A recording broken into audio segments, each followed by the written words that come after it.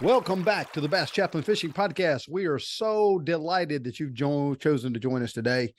We've got a great show for you today, but before we do, I've got an exciting announcement to make, and that is right now, today on sale are the Well Spoken Ministries annual boat giveaway. That's right. It's that time of year again. The tickets are here. The boat is ready to be given away. We haven't even sold a single ticket yet. The annual boat giveaway is going to happen in December. I believe it's on December the 17th at Cabela's in Greenville, South Carolina. We are so excited. This will be the 5th year I've given away a bass boat. Tickets are $100. And let me tell you what it goes to. All the proceeds go to Well Spoken Ministries, which funds our and the Bass Chaplain's entire year on the Bassmaster Trail, as well as various speaking engagements all over the country doing ministry and this podcast. And we'd be delighted for you to be a part of that. You can go to www.chriswells.org to get your ticket. Now, I've said this before. If you were to take all the states of the United States and say, what state has the best bass fishermen in it, Tennessee would have to be in the top 5. Today, from the Bassmaster Elite Series, we've got Dandridge, Tennessee Pro Skylar Hamilton coming up on the Bass Chaplain Fishing Podcast, where faith and fishing hook up.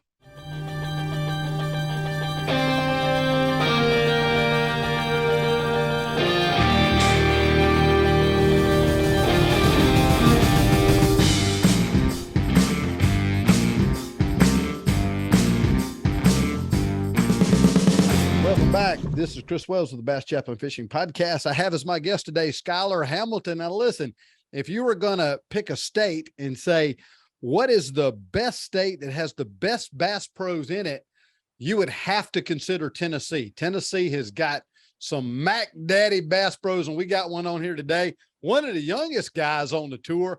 Man, I was looking at your date of birth, and it was like, I was almost married when you were born, the year you were born. I'm like, golly, that's wild. So welcome to the program, Skylar Hamilton. We are glad you're here, buddy. Thank you for having me. Now I'm getting a little older every year. It seems like I don't feel as young as I used to feel, but how old are you right now? What's your deal? I'm 28. 28. Oh my word. Golly, I got sneakers that are older than you, man. That's unbelievable. 28 years old. I wish I could go back to 28. I remember that. Well, man, we are certainly glad to have you on here. Exciting times for you these days. Exciting times for me as well. I hear that you're getting married. Is that true? Is that rumor true?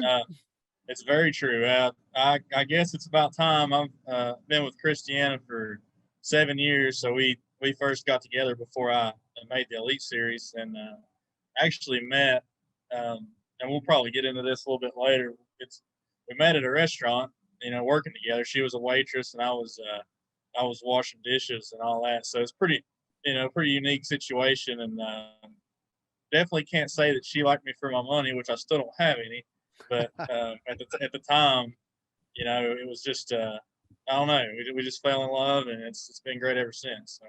Man, I got married when I was 28 as well, and it lasted 27 years. I was hoping it would last a lot longer than that, but man, that is awesome. Now, here's the big news for me is the Bass Chaplain is actually going to be doing the wedding ceremony. So I'm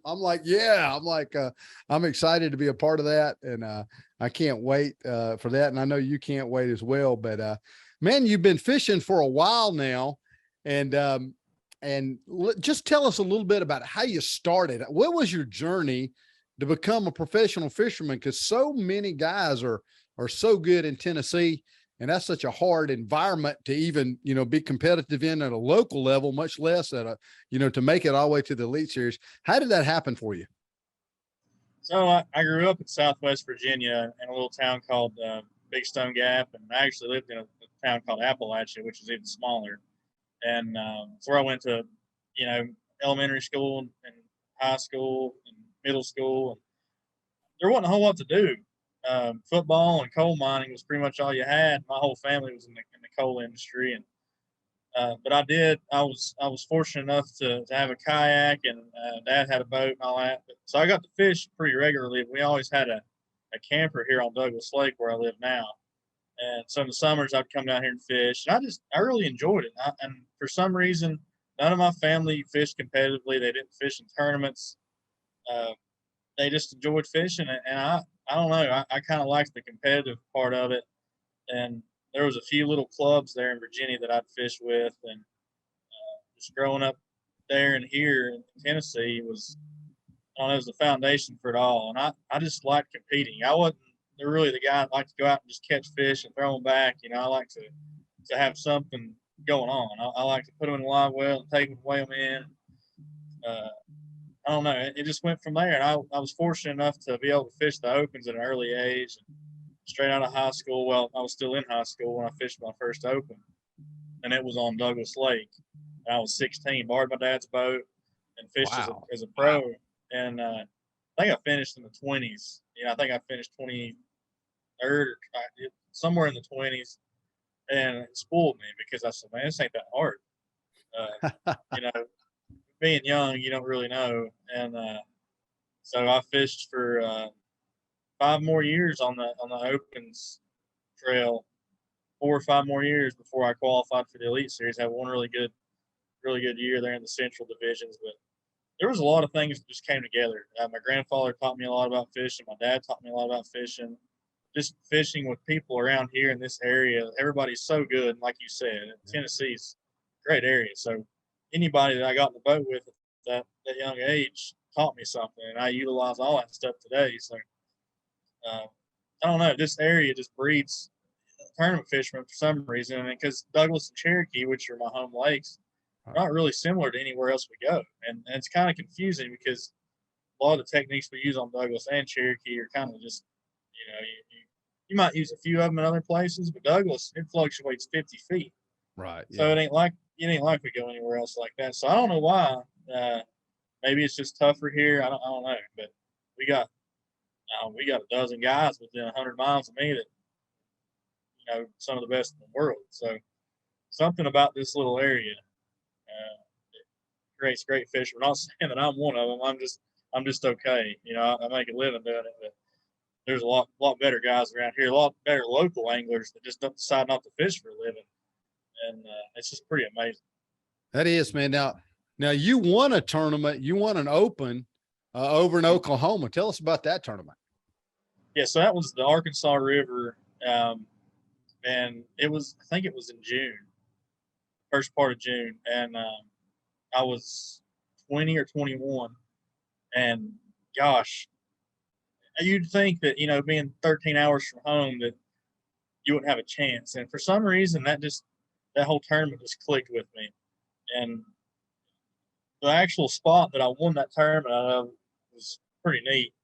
And it had to be a God thing because I actually had my tunnel hole aluminum boat. Back then, the Opens allowed tunnel holes. And it was just an 18-foot tracker that I had got set up through a mutual friend of ours, Aunt Defoe. He taught me a lot about all that. So I had a guy here, work on it for me, and I took it to Oklahoma, pulled it out there because I had a bass boat, and I just hadn't been doing too well. I just wanted to try something else, and I said, man, I'm going to just take that aluminum boat out there. If there's a place to try it, it's the Arkansas River. So I took it out there, hauled it all the way across the country, got out there, had a horrible practice, probably the worst practice I ever had because I was trying to go to all these crazy places with that boat that nobody else could. Well, I found an area that I thought I could catch some fish, but I had to lock through. Well, the river was high. There was stuff floating everywhere. I mean, just all kinds of trash and garbage. And one thing that tunnel holes don't really like is all that kind of garbage because it gets, at the time, our design in the tunnel had a little bar across the middle of it, so trash would get hung up in it. I was running down the first day of the tournament. I was running down the river like 30 miles an hour with my co-angler, and I kept hitting these big trash piles. And I was like, I'm not going to make the lock because it kept stopping me. I said, I'm just going to have to fish up here. And I hadn't even hardly practiced in that area. And I got really frustrated. I got to one area down there, and it jammed up again, and my intake was blocked. And I said, I'm going to have to, or where my water pressure was going down because of all the trash. I said, I'm just going to fish over here. And I looked, and there was a big backwater to my left, right where I had stopped to clean all the trash out. And I looked at my co-angler and I said, "Have you ever fished down here?" He said, "No, I've duck hunted over there." He said, "But I've never even fished." He said, "It's like 3 inches deep." And I said, "Well, you think there's bass in there?" He's like, I doubt it because it's super shallow." Right.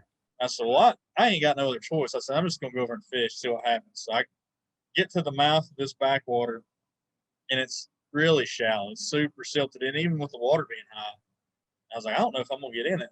And all kinds of stumps and all this stuff. So I finally got my way in there, and it was beautiful. I mean, there was mayflies, there was bluegill, there was all this, and there was a channel that went around the outside of this oxbow that had deep water. I said, "Man, this is where they're going to be if there's any bass." Well, I fished it for 2 hours, never had a bite. Wow. I said, "Man, there has to be bass living in there." He's like, he said, "I don't think there's water in here a lot of the times." So I said, "Well, let's go to the other side, the inside of the oxbow," which was, I mean, you could walk across it. It was that shallow. And there was reeds lining the inside of this oxbow. And I went over there and I was like, "Man, my trolling motor was hitting in this aluminum boat, and I was still 50 yards from the bank." And I said, "This is pointless. I've wasted this tournament. This is a terrible idea. What's going on?" I didn't even have the right stuff because I'd planned on fishing for smallmouth in the tailwater. And so I had a 7-foot rod, and I put just a flipping bait on. It's all I had that I could rig up. And I flipped over to these reeds as far as I could, and I could see my bait laying on the bottom. And I was like, this ain't gonna work. Wow. And about that time, a 4-pounder swam out of those reeds and ate my bait, went back to the reeds. So, long story short, that was I fished that stretch of reeds and just fished. I mean, my trolling motor was digging the whole time. It was just unbelievable what was living in there. And all those fish were on that one side for some reason. They weren't on the side they should have been. And we caught, I don't know how many. I mean, the second day of that event, I had to rig up a cooler that I had because I had 19 pounds in my co-angler had 3 for 12. So we didn't have room in the live well now. Yeah. So we had to put them in the cooler and make it so they would live. But no, that was a special event. I mean, that's the kind of stuff that happens. My boat was, overheating because of all the garbage, and I just decided, man, what are the chances of that? That don't just happen. Yeah, that is one of the biggest God things I've ever heard in my life. Is you don't break down, but you're almost about as far as you can go, and then you just kind of wow. That's why I got a good friend of mine. His name is Doug Odom, and he always used to tell me, "Bass ain't tall, son." That's what he said. Bass ain't tall. He said they can be in shallow water a lot of times. Now you like the shallow water. I know I rode with you one time up in Michigan. And you went shallow up in Michigan, and you caught the hound out of them. I mean, you caught a ton of fish, and and we never saw another boat. That's what I love about, when you go up north and stuff like that. It seems like a lot of those guys just kind of ignore the largemouth bite, and you kind of pretty much have that to yourself sometimes. Yeah, some of the places we go, like St. Clair, I kind of knew that was what we were doing wasn't going to be the best thing for the event, but I knew that we could catch fish and have a good time. So yeah, I don't know. I've kind of gone away from that recently just because of trying to be more competitive and do more generic stuff. And it's worked. I've tried my best just to make things work the way I wanted them to, and sometimes that wasn't the case. And that one event in Arkansas or Oklahoma on the Arkansas River was, very, very rare. I've looked for places like that my whole life, and there's not a whole lot of them there. So that's really a great story. Make it work. Yeah. So like John Cox, he does it all year. He's very impressive to me. I mean, what he does is extremely impressive because it is so hard to compete with these guys doing one thing, and he's one guy that can do it. Yeah. I think Jay Kumar was interviewing him this year, and he said up until I think it was the last tournament, he'd never caught a fish this year over 4 feet deep. I mean, that's amazing. That's unbelievable. Yeah. That's crazy. And so you see him, but he utilizes that aluminum boat a lot too. And sometimes that seems to be, the ticket. So let me ask you this question. So, what is the hardest thing about making the adjustment to being an elite series angler versus just like a club guy or a local guy or something like that? What would you tell guys to say, they're thinking about, okay, I want to go for this. What's the hardest thing about it? I mean, what is it that I know I'm putting you on your spot with that question, Yeah. but, what is that? What do you think about that? Well, I would imagine it'd be different for everybody, but for me, the hardest thing is probably the travel. Um, Getting older, when I was younger and didn't really have a care in the world, I didn't. I'd drive all night, drive 12, 13, 14 hours, and get there and just be ready to go. Now it's like I don't want to say I dread leaving, but when you're packing up for a 20-hour trip, it's not very fun. At least for me, not anymore. I just enjoy being home. I enjoy East Tennessee in this area with all the great people. Um, I kind of miss it when we're gone to a lot of these places we go. But for me, it wasn't the initial shock. I guess the biggest thing is probably the expenses. People don't realize how much you have to put into it to actually get back anything, if you get back anything at all. Right. So it's a big investment. So it's not, and a lot of people have the misconception that if you qualify for the Elite Series, everything's given to you. You're going to get sponsors out the wazoo. Yeah. You're going to get all this money. You're going to be set. And that's not the case. You have to continue working. You have to do a lot more than just fish to be able to make it. So I think that's, and a lot of the guys, they're really good at it. You see a lot of people with YouTube channels and all that. And those are the guys that are really going, they're succeeding. Yeah. You have to be extremely, extremely good to just fish. And I mean, there's only a handful of guys that can do that. So really fishing is only just a part of, being a pro angler. It's just part of, there's sponsorship obligations. There's, now the social media, that's changed everything. I mean, social media is, with the algorithms of YouTube and all and TikTok and all that, you got to be posting a certain number of times. And it's like having a full-time job. I know a lot of guys, get to the point where they just hire people just to do their social media. You're thinking you're talking to this pro, but you're really talking to his media guy over here a lot of times and doing that. And so a lot of those guys are really cool. Well, let me ask you this. So what's your favorite lake that you've ever fished in all your pro fishing? What's your favorite lake? And then I'm gonna ask you, what is your least favorite lake that you've ever been on, that you fished? And tell us why it's your favorite and why it's your least favorite. Well, my favorite, it's probably a really close tie between Lake Fork and Santee Cooper, and I really like Lake Fork just because it gets a ton of pressure, but I haven't went down there and not caught an 8-pounder. Every trip that I've went down there, I've caught them, and for some reason that place just clicks. When I show up to that lake, I know what's going on, and for the most part, I'm going to jinx myself, but I just I get the feeling. Yeah. What the bass are doing. And a lot of places I don't get that feeling. I don't know what's going on. Right. Lake Fork, it's just, I don't know. And you have the chance to catch, 10, 12, 15 pounders. It's just giants. Yeah. Santee Cooper's, the only thing that would probably keep me from saying Santee Cooper is just how rough it can actually get. And if you go there for a week, you may not get to fish the whole week. Lake Fork, it can blow 30. And it'll be rough, but you can still fish. But Santee Cooper, well, I mean, you were there when you saw what we had this year.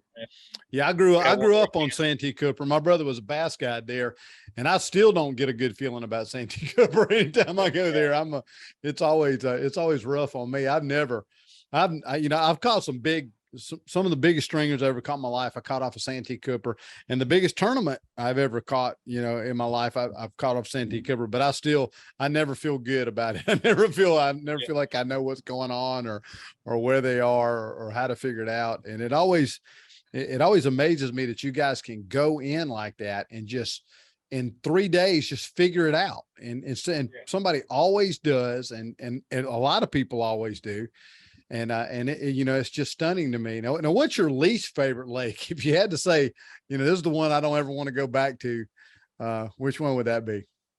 Well, unfortunately, it's one we go to about every year, and it's St. John's River by far. I cannot stand that place, and I know a lot of people love it. It's a great fishery. People like to fish there, and it's got big fish. But it's a tidal river in Florida with no grass, so it's like I mean, it's about everything that I'm not very good at. I can catch them in tidal water, and I can catch them out of grass, but you got that. I just that whatever is going on there, it blows my mind. When I show up, I have no idea what fish are spawning, if they're done spawning.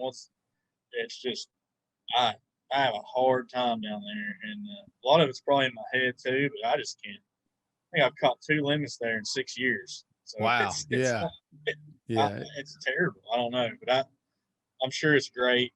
Maybe it's the time of year that we go, but it always seems like, you know, when you have your least favorite lake. I know there was one time I fished a Fishers of Men championship up on Old Hickory.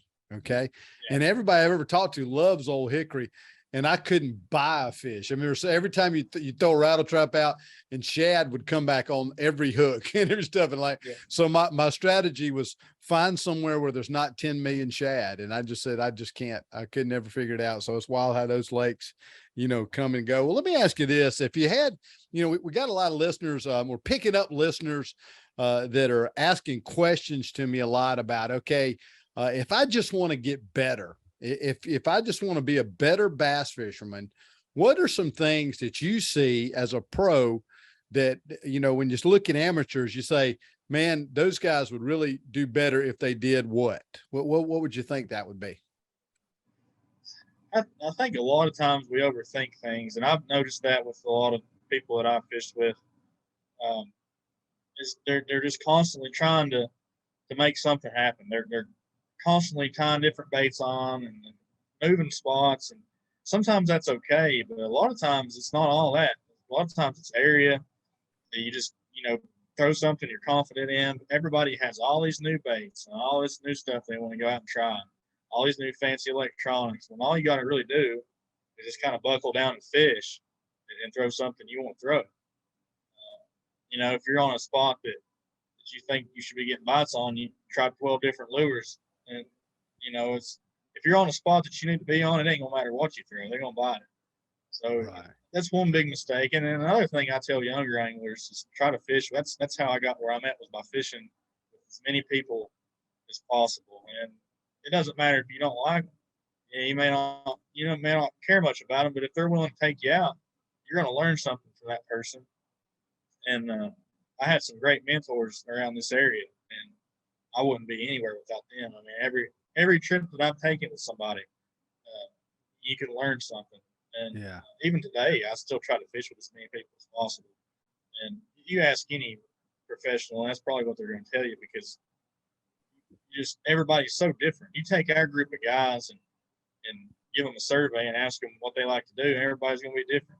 It's just amazing. I mean, you've seen it. You've marshaled enough to know how different everybody is. It is. And it really all works. You know what I mean? It's that's what's crazy.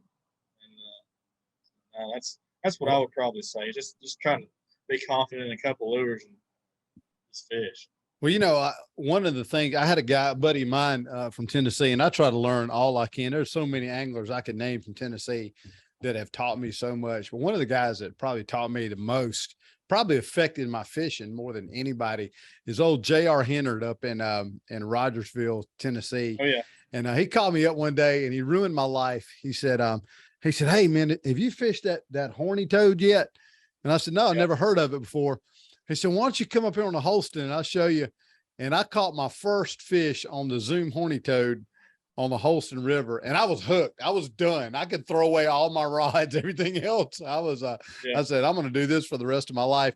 And it made me the most one-dimensional fisherman that I've ever seen in my life. But he was the one. You would think that, you know, somebody would learn to Zoom horny toad from, like, you know, down there in Palatka or somewhere where there's a lot of grass and stuff. But it was right there on the Holston River, and I love that river. And I know you guys run those rivers. There's so many rivers up there. I know Ott puts up videos, and he's running with that little boat like you guys run.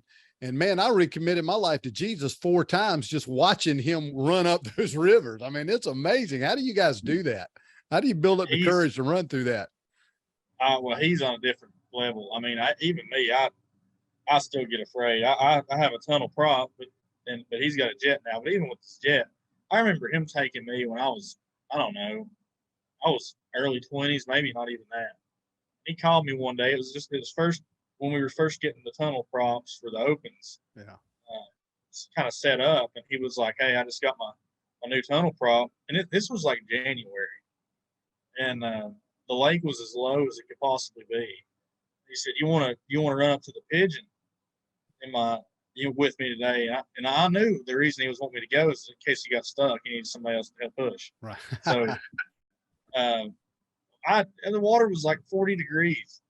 And so I said, "Well, heck yeah, I'm gonna go and whatever." So I met him up there, and the lake was so, I don't know how we did it. We never touched the thing, but that water, it looked like the river on Douglas before they dammed the lake up. I mean, Wow. it was a river, and we never touched a single rock. And that was before we even had these boats set up good. I'm not convinced he couldn't have drove his bass boat up through there, but it was inches deep. He's just, I mean, I don't know if it's confidence or if he's got a screw loose or what, but he's a lot braver than I am. But he makes it work. And we didn't catch. I think he caught a carp or something, and that was all we caught. But that was the whole point of the trip, was to just see what it could do. Just to run up there. And it's a lot more fun when it's not your boat. But that's a good point. Yeah. I was still scared. I couldn't believe it. I mean, he's took his boat places that and that's why he catches it. He's willing to do that stuff. Yeah. And I guess a lot of times it looks worse than it really is. But that's one trip that I'll probably never forget as long as I live. I'll probably tell my grandkids and great grandkids and everything. We didn't even catch any fish. But it was 10 miles of nothing but shoals. It was pretty wild. Wow. Man, that's crazy that he goes up there and does that all the time. I do want to say this too. I got my ring on here. He sent me, I don't know if you can see that in the thing, but he sent me a groove ring, and it's got my wife's name on it. And so it's got Pam on it. And so just got that in the mail today from Ott. And I want to thank him and JD Blackburn for doing that, for me. That was really cool. Really neat deal. Now listen, when I have my Christian Angler meeting, you're there most of the time. And there's nobody there that's 100% of the time. I'm not even there 100% of the time, but you guys, man, you guys are up there, a lot, and you come to my angler meeting. So you're a man of faith. Tell us about your faith journey. How'd you come to faith in Christ? Yeah. So, I was in my early teens probably. And I know it's a guy named Tony Sellers. You know who he is. Yeah. Yeah. So he had these fishing camps, at Wallace Hardware Pond, and he had, I guess it was these big fishing camps for kids, and he'd put these on every year. And I was real young, just trying to get into fishing and trying to meet everybody that I could. We'd met at Bass Pro. I was doing seminars. He took me up there and did seminars on the tanks and all that. So he asked me to come to one of his fishing, like a little rodeo deal there at the pond. And I said, well, sure, I'll help, take catfish off kids' hooks and all that stuff. Right. Yeah. The whole thing was about faith. You're trying to lead kids to God and all that. And one day I was sitting over there, and he came by and he said, have you been saved? And I said, well, no, I haven't. I went to church and right. did everything that I thought I could. He said, well, do you want to be saved? And I said, well, sure. So there was a tree right there on the edge of that pond, and Tony led me to the Lord that day. And I was probably 13 or 14 years old. I was really young. So he's done that for many people. Yeah. Area. And so that's a day I'll never forget. But that was the day I was saved. And then, man, I've got so many stories like that. The Oklahoma, the Arkansas River tournament. I've got stories that I could tell you that would blow your mind. It has to be God. There's no other way that some of the stuff, I was almost killed by a barge on Dardanelle. I've got people out of the water that were, I found some people that probably would have never been found before, if I hadn't been in the right place. And I've got a few people out of the water that might not have survived if I hadn't been there. Right. It's just, I've always been there's so many instances where it's the right place, the right time. And it's just, I don't know. It has to be God put me there. Yeah. That's the thing when Christ comes into our life, he makes us aware. He says, he deposits the Holy Spirit in our life, and he makes us aware, and he uses the hearts who are completely his. And so when we go along through life, if we're aware and we begin to hear his voice, and that's what he says, my sheep hear my voice.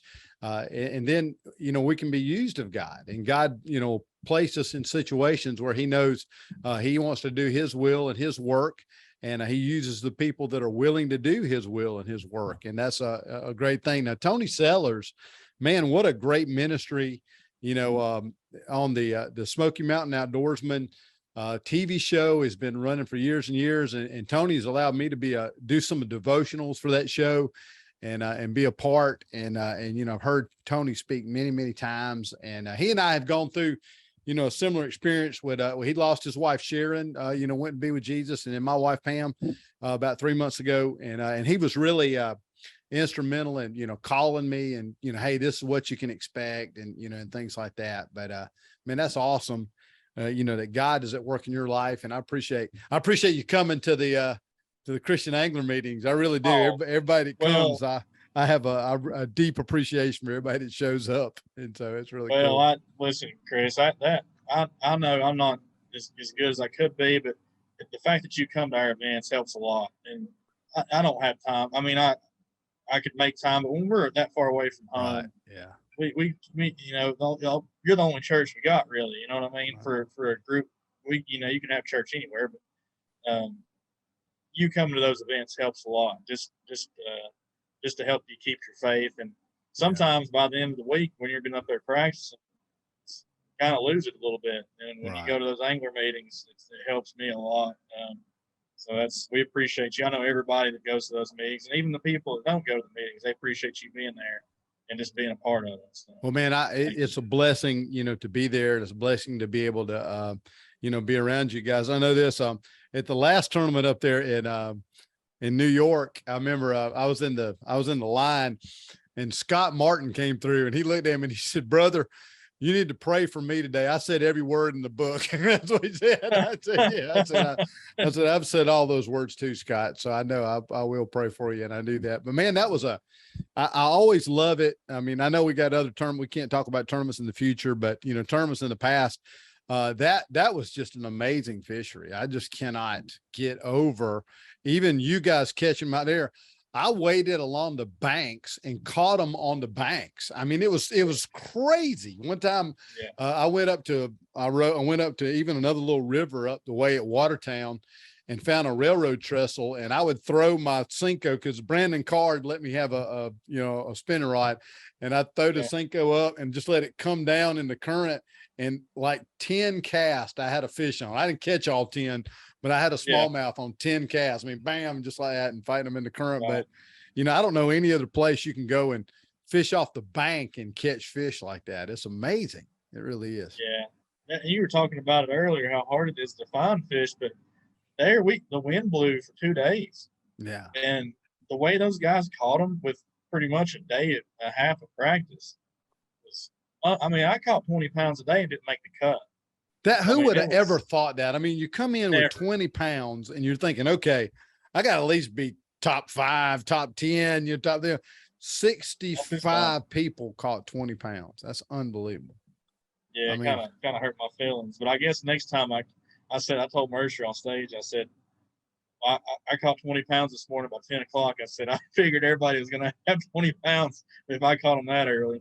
And that place that's close to my, as far as just catching fish, that's got to be my favorite place. I know I said Lake Ford, but you go up there this time of year, it's not hot. Yeah. Just have a good time. I love it. I've got a good friend up there that lives on the lake, and I just want him to sell me an acre of land just so I can put a camper up there or something, just to go up there during the summertime and fish, because it's so phenomenal. I tell my friends from South Carolina all the time, I say, hey, listen, let's go up to New York and let's go fishing. They're like, man, I'm not going to drive 13 hours to go fishing. And I'm like, listen, you'll catch more fish up there in 2 days than you will the whole summer in South Carolina. And so it was a phenomenal fishery. So how did you catch your fish up there in New York? What was what was the key up there for you? What was So I'd always fished in the river. Every year we've been there, I fished in the river, and I really never much cared for the lake. I mean, I've spent some time out there in years past, but I'd always made the river work. I could always catch a decent bag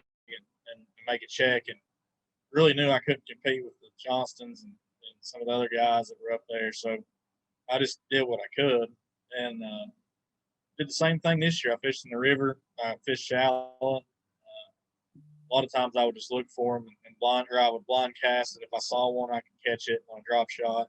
Simple stuff. Just going around a lot of current breaks and places out of the river where those bigger smallmouth will rest. And there was huge groups of them this year. That was what blew my mind. In years past, I would catch, maybe one or two off of a spot and have to go to another spot. But this year, like I said, I caught 20 pounds in no time. And the first spot that I went to, there was 30 smallmouth swimming, and they were all 4, 5, 6 pounders. And I mean, it was just, I'd never seen that before. I lost 2 or 3 of them before I caught one, and I caught a 5 pounder. So I mean, they were coming off, and the bait would hit the water, and I'd hook another one, and it'd come off, and it'd hit the water. And when you say you were seeing them swim, are you seeing them on your live scope, or are you seeing them actually seeing them? Seeing them visually. That's what that place is so unique, because they live shallow there. I mean, you can catch them deep, you can catch them drifting, you can catch them out, on rock piles in the lake, but I can get up on the bank in 2 foot of water and catch 20 pounds of smallmouth, and I don't know anywhere else you can do that. And I don't know why they do it. I don't know if it's a current deal or if it's a forage thing, but you find a sandy spot in 2 foot of water, there's going to be a pile of smallmouth. Now, the problem in the river is a lot of them may not be big. They may be 2.5, 3 pounders, but the ones that I saw this year they were good, solid 3.5, 4 pounders. And that one school I saw, I mean, I couldn't count them. I mean, it's stuff you hear about from people up there, and you're like, yeah, I'm sure that's how many. But I went around the corner of that island, looked down, it looked like a school of carp. I mean, they were all smallmouth. It was wow. And what's weird is I started there the second day, and there wasn't a single fish there. So I mean, that's how weird that place is. So are you using your flogger to see them, or are you just actually seeing them? I mean, just actually seeing them. I use my flogger quite a bit. Yeah, just visually seeing them, even early in the morning, because they're just so dark and that they're kind of against a lighter bottom a lot of times, and I mean, you can see 15 foot deep there. So 5 foot of water, you can see a penny on the bottom of the lake. And I use my flogger a lot to kind of see bottom hardness and look and see what. Not necessarily look for individual fish, but if I pull up to an area that looks good, I'll put my flogger down and say, "What's a good bottom, good rocky bottom," and I'll start fishing. But no, my roommate Mike Huff, he found a smallmouth on bed the first day, and he didn't have a flogger. And he came back and he said, "I'm going to go get a traffic cone." Well, I had a flogger, and I wasn't using it a whole lot during the tournament. And I said, "I'll make you a deal." I was running out of baits. There was a specific bait that I needed that he had. I said, "Well, I'll tell you what. So I'll do some trading with you." So I got a flogger for 3 packs of baits. He said, "Done." So and he caught it. It was a 4.5 pounder. So he's glad he made that trade. So. Man, I had a good ride with old Mike one time up at Champlain, and we had a good time up there and just caught a ton of fish. I mean, there's so many lakes up there that are just loaded with fish, and they're so awesome, man. I tell you, I could live up there during the summertime. It was really, really cool to watch you guys do that. And I enjoyed being in the towns down there. People were really nice, and it was a good trip for me. And, of course we got a couple left over. We're going over to South Dakota and then over to Wisconsin, and you end out the year. And so it's going to be a good time. We'll come to the part of the show where I ask you to imitate another bass pro, man. If you got somebody in mind that you got it, we've had people do Gerald Swindle. We've had people do Tommy Biffle. We've had people, do Andy Montgomery, Ott Defoe, a lot of people, but anybody you want, Cliff Crochet, anybody you want to do, who do you think? What do you got for us? Well, I'm going to just go through a scenario here. So my roommate, Mike, I'm going to do him. You do Mike Huff. We got Mike Huff. Yeah, I'm going to be Mike Kentucky. Huff. Yeah. But this is a conversation that he would have. He would go, about 5 o'clock, 6 o'clock in the evening, he'll say, "Hey, what are we doing for dinner? Oh, what about Italian? Every single word. I mean, it doesn't matter. He brings spaghetti sauce and noodles with him in his everywhere we go. Hey, man, there's a good Italian place down the road. You want to go there? And I'm going to say, what are you going to get, Mike? I'm going to get spaghetti. That's everywhere. Ever since I've been his roommate, that's, hey, so man. if I cook for you guys, spaghetti is the meal that I need to. I can't stand it. I can't stand spaghetti. That's the problem. But no, I guess my invitation would be, hey, man, there's a great Italian place down the road. You want to go check it out? So Mike's Sure, Italian. He likes the Italian food. I can't believe that because he's so Kentucky. skinny. He's so skinny. He's like, I'm like, what in the world? Good night. If I walk past spaghetti, I'm going to gain 5 pounds. So that's the way, that's the way it goes. I went over to Northern Tool and Supply today to get me a big fan. And there's a couple of guys, they're 20-year-old guys, and they're all muscled up and stuff. And they're drinking Monster drinks and eating Lay's potato chips. I'm like, man, what is the deal? I'm eating kale and broccoli every meal. And I'm big as a house, but anyways, it didn't seem like it's fair, but it's funny you say that. My other invitation was going to be Tyler Yvette, and all I was going to do was do that. The gun, the Tyler guns up there. Yeah. I tell you, those guys are great guys, man. I tell you, it's a really, really lot of good guys on the Bassmaster Elite Series Tour. Well, man, I want to thank you for being here and being my guest. And man, I'm so looking forward to that wedding and coming up in October, and we're gonna have a great time. And man, I'll see you over in South Dakota, and we appreciate you being here on the Bass Chaplain Fishing Podcast. Anytime you want me over here, Chris, I'll be more than happy to join. And we couldn't think of anybody better to have officiate our wedding, so we're looking forward to having you and looking forward to having a great time. Man, I'm honored to do it. Well, everybody, that's a wrap on the Bass Chaplain Fishing Podcast. Hope you'll tune in next week. Don't forget your boat tickets, www.chriswells.org, and you may win a Nitro Bass boat. This is the Bass Chaplain Fishing Podcast, where faith and fishing hook up.